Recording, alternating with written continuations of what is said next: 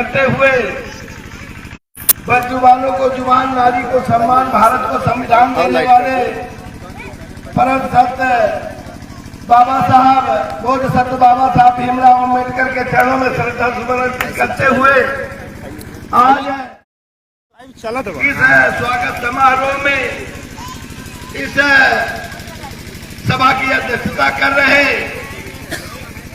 जयकुपाल जी और इसमें मुख्य अतिथि के रूप में पधारे राष्ट्रीय पार्टी के सम्मानित राष्ट्रीय अध्यक्ष बाबा पाल जी और उस रथ यात्रा में चल रहे हमारे प्रदेश के यशस्वी प्रदेश अध्यक्ष परम सम्मानित सुनील चंद पाल जी और शिक्षक संघ के प्रदेश अध्यक्ष महेंद्र प्रसाद पाल जी, उत्तर प्रदेश के राष्ट्रीय पार्टी के प्रवक्ता संजीव कुमार पंडा जी और जिस धरती में ये कार्यक्रम हो रहा है उस जनपद के यशस्वी जिलाध्यक्ष परम सम्मानित कृष्णराज पाल जी, राष्ट्रीय सलाहकार अभय राजपाल जी और इस जनपद के महासचिव दिलीप पाल जी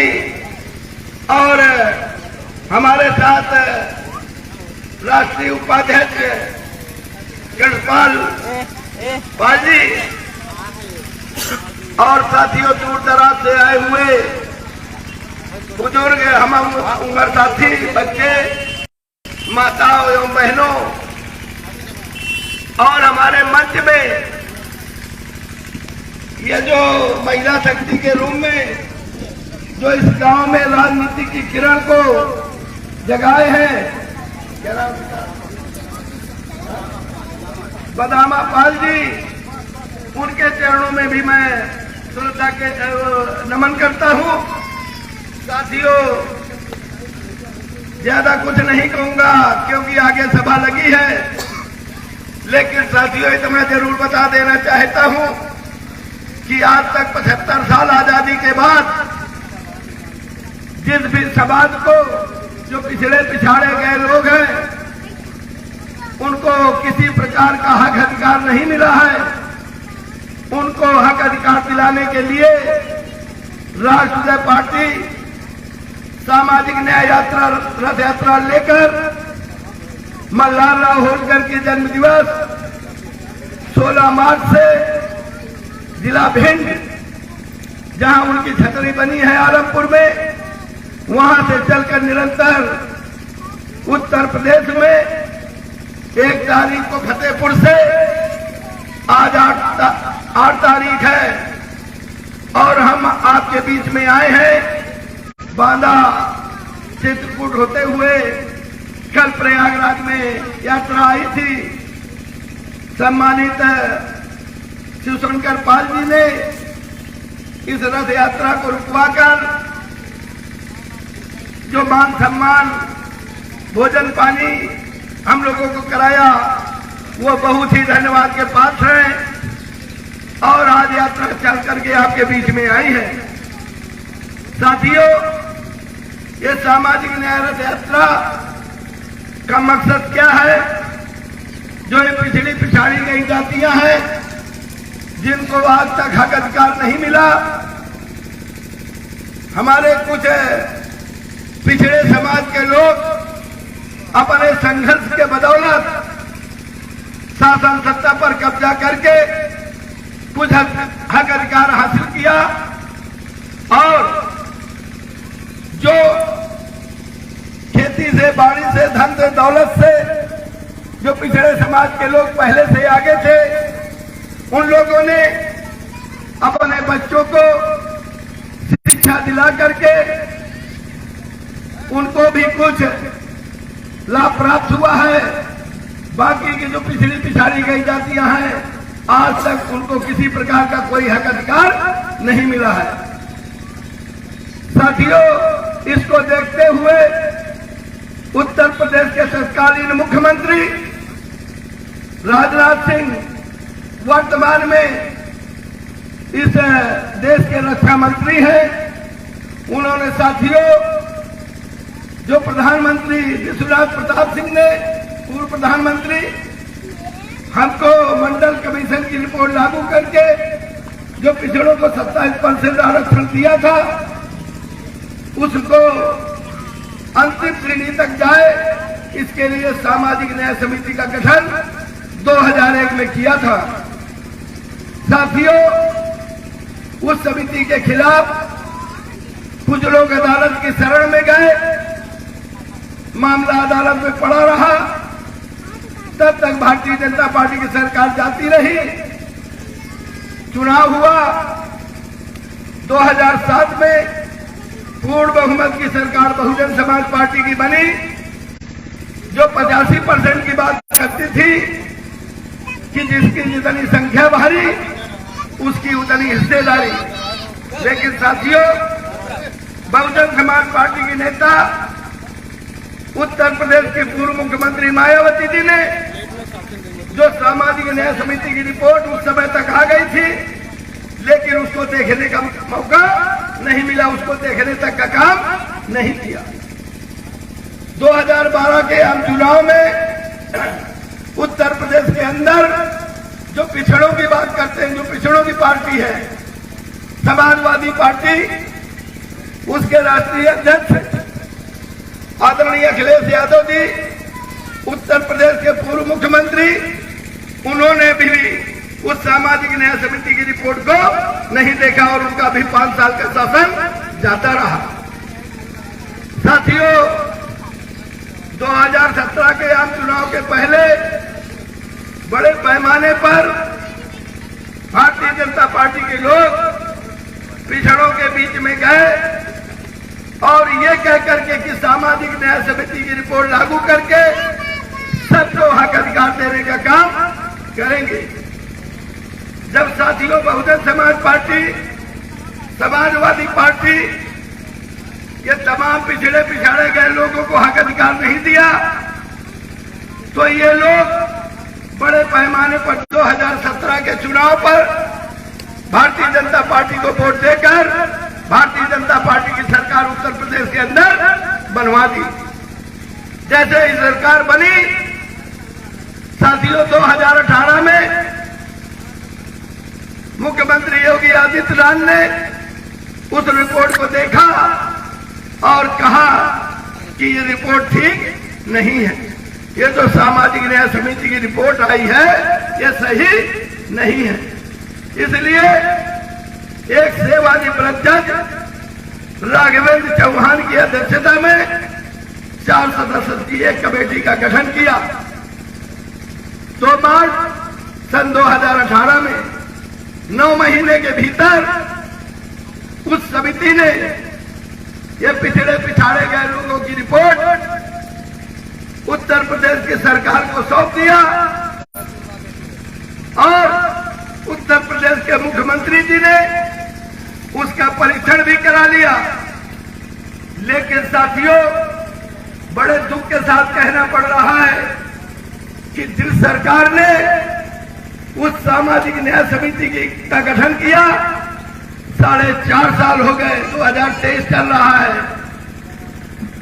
4.5 साल का वक्त गुजर गया, लेकिन इस भारतीय जनता पार्टी की सरकार ने उस सामाजिक न्याय समिति की रिपोर्ट को लागू करने का जज्बा नहीं जुटा पाए और उसको उचित नहीं समझा। इसलिए साथियों, 16 मार्च से उस सामाजिक न्याय समिति की रिपोर्ट को लागू करवाने के लिए पूरे उत्तर प्रदेश के अंदर राष्ट्रीय पार्टी गांव गली, खेत खलिहान, कस्बे शहर में घूमकर सरकार से चाहती है कि 31 मई तक सामाजिक न्याय समिति की रिपोर्ट को लागू करो और नहीं तो इस उत्तर प्रदेश की कुर्सी को खाली करो। ये मांग है राष्ट्रीय पार्टी। क्योंकि ये साथियों, जो भारतीय जनता पार्टी के लोग आपस में पिछड़ों में वैमनस्य पैदा कर रहे हैं, अगर सामाजिक न्याय समिति की रिपोर्ट लागू हो जाए, अगर सबको बंटवारे के साथ आरक्षण मिल जाए, जो बैकवर्ड समाज के लोग जो भारतीय जनता पार्टी के लोग ये कह रहे हैं कि सब 27% का आरक्षण यादव लोग ले गए, यादव समाज के लोग ले गए क्योंकि वो सत्ता में रहे। इसलिए जब ये बंटवारे के साथ लागू हो जाएगा तो ये जो हमारे बीच में बैकवर्ड समाज के बीच में आपस में जो वैमनस्य है वो खत्म हो जाएगा। अगर किसी बाप के 4 बेटे हैं, अगर बाप ने चारों बेटों को बराबर बराबर संपत्ति का बंटवारा कर दिया है तो कभी उनमें लड़ाई नहीं होगी, निरंतर वो आगे बढ़ेंगे। अगर किसी बाप ने किसी बेटे को कम किसी को ज्यादा देंगे तो लड़ झगड़ करके उनकी तरक्की रुक जाएगी। इसलिए राष्ट्रीय पार्टी ये मांग करती है कि अगर सामाजिक न्याय समिति की रिपोर्ट को लागू हो जाए तो जो आपस का भाईचारा बढ़ रहा है, भाईचारा में विरोध हो रहा है, वो खत्म हो जाएगा और पिछड़ों को पिछाड़े गए लोगों को हक और अधिकार भी मिल जाएगा। और राष्ट्रीय पार्टी ये भी मांग करती है कि या तो सामाजिक न्याय समिति की रिपोर्ट को अगर नहीं लागू करते हो तो 1978 में जननायक कर्पूरी ठाकुर बिहार के मुख्यमंत्री बने थे, उन्होंने बंटवारे के साथ आरक्षण बिहार में लागू किया था, उसको लागू कर दो। अगर उसको भी नहीं करते हो तो तमिलनाडु के मुख्यमंत्री पूर्व मुख्यमंत्री एम करुणानिधि ने संख्या के आधार से आरक्षण लागू किया था। तमिलनाडु में पिछड़ों की आबादी 76% है तो वहां 76% आरक्षण लागू है। तो उत्तर प्रदेश के अंदर ये पिछड़ों की आबादी 54% है। इनकी गिनती कराकर जातिवार गणना कराकर इनको उसी प्रकार से संख्या के आधार से आरक्षण दे दिया जाए तो कोई भी किसी के बीच में कोई भी वैमनस्य नहीं रह जाएगा। ये राष्ट्रीय पार्टी मांग करती है। राष्ट्रीय पार्टी एक मांग और करती है, जो त्रिस्तरीय पंचायत चुनाव में यह है कि जो लोग प्रतिनिधि चुने जाएंगे, चाहे वो ग्राम सभा के मेंबर हो, चाहे बीडीसी हो, चाहे वो जिला पंचायत के सदस्य हो, चाहे वो नगर पालिका के सभासद हो, चाहे महानगर में पार्षद हो, उनको भी मान दे दिया जाए, उनको भी मान दे दिया जाए। और उनका कार्यकाल समाप्त होने पर जिस तरह से विधायक और सांसद जनता के द्वारा चुना हुआ प्रतिनिधि है उसको पेंशन दी जाती है, इसलिए वो भी जनता के द्वारा चुने हुए प्रतिनिधि हैं। और ये व्यवस्था भी है उसमें, जब स्तरीय पंचायत चुनाव की रूपरेखा बनी तो उसके संविधान में लिखा है कि उनको भी मानदेय दिया जाए और उनका कार्यकाल समाप्त होने पर उनको भी पेंशन दी जाए। ये राष्ट्रीय पार्टी की मांग है। और राष्ट्रीय पार्टी की यह भी मांग है, जो पशुपालक है, चरवाहा समाज है, इसकी भी सुरक्षा की गारंटी हो, उसके जानवर की भी सुरक्षा की गारंटी हो और उस मालिक की भी सुरक्षा की गारंटी हो। शेड्यूल कास्ट के व्यक्ति को जाति सूचक नाम लेने से SC/ST एक्ट का मुकदमा कायम हो जाता है। इसी तरह से अगर पशुपालक को कोई भी व्यक्ति अपमानित करता है तो उसके खिलाफ मुकदमा कायम होना चाहिए, जिससे कि उनकी सुरक्षा की गारंटी हो। ये राष्ट्रीय पार्टी मांग करती है। इसलिए साथियों, यहाँ जितने भी लोग आए हैं, किसी भी समाज वर्ग से आए हो, ये सामाजिक न्याय रथ यात्रा जो चल रही है इसमें आप बढ़ चढ़ कर हिस्सा ले, जिससे ये दमनकारी सरकार जो उत्तर प्रदेश के अंदर शासन कर रही है, हम सब लोग मिल करके इसको तमाम दलों का समर्थन प्राप्त है। ऐसे लोग मिल करके इसको सत्ता से उखाड़ फेंकेंगे, क्योंकि ये दमनकारी सरकार है उत्तर प्रदेश के अंदर जो चल रही है देश के अंदर। इसलिए ज्यादा कुछ न कहते हुए, जहां तक मेरे समाज की बात है साथियों, पाल समाज की बात है, आप देख रहे हैं कि ये सरकार हो चाहे कोई भी सरकार हो, इतना अन्याय अत्याचार हो रहा है, हमारे लोगों की हत्याएं भी हो रही हैं, लेकिन ये गूंगी बहरी सरकार किसी प्रकार किसी भी नतीजे में नहीं जा रही है। साथियों, जहां तक बहुजन समाज पार्टी के नेता की बात है, हमारे इसी जनपद प्रयागराज में एडवोकेट उमेश पाल की हत्या हो जाती है, लेकिन बहुजन समाज पार्टी के नेता का कोई न बयान आया है और न उनकी बूढ़ी मां से न उमेश पाल की पत्नी से मिलने का उनको समय मिला है। जहां तक समाजवादी पार्टी के नेता की बात है, उनको भी उनके आंसू पहुंचने का मौका नहीं मिला, लेकिन अमेठी में एक सारक पक्षी से मिलने का उनको मौका मिल गया है। इसलिए साथियों विचार करना पड़ेगा कि हमको क्या करना पड़ेगा।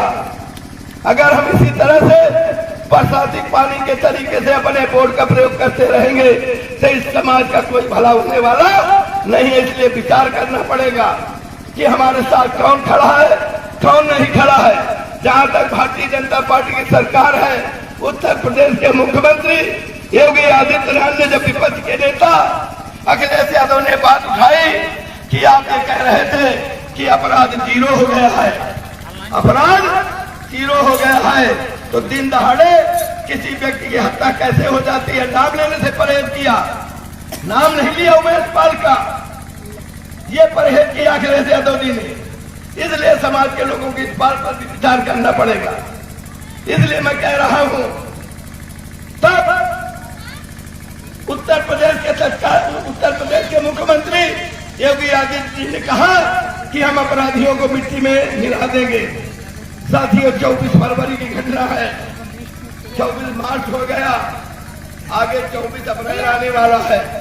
साथियों आज तक एक भी अपराधी का उत्तर प्रदेश की पुलिस पता नहीं लगा पाई है। मिट्टी के मिलाने की बात बहुत दूर है।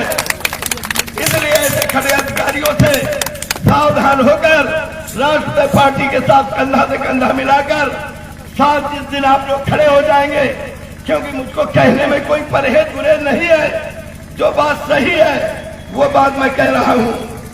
क्योंकि जो पार्टियां बनती हैं, उस पार्टी का जो मुखिया होता है वो पार्टी उसी की मानी जाती है।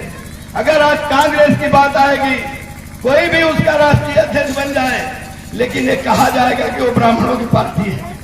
यहाँ का मुख्यमंत्री कोई बन जाए, प्रधानमंत्री किसी समाज का बन जाए, लेकिन अगर भारतीय जनता पार्टी की बात आएगी तो कहा जाएगा कि ये ब्राह्मणों की पार्टी है, नहीं कहा जाएगी कि ठाकुर और ये बैकवर्ड की पार्टी है। इसी तरह से बहुजन समाज पार्टी की बात आएगी तो सीधे तौर पर कहा जाएगा कि ये फला जाति की पार्टी, चमार समाज की पार्टी है।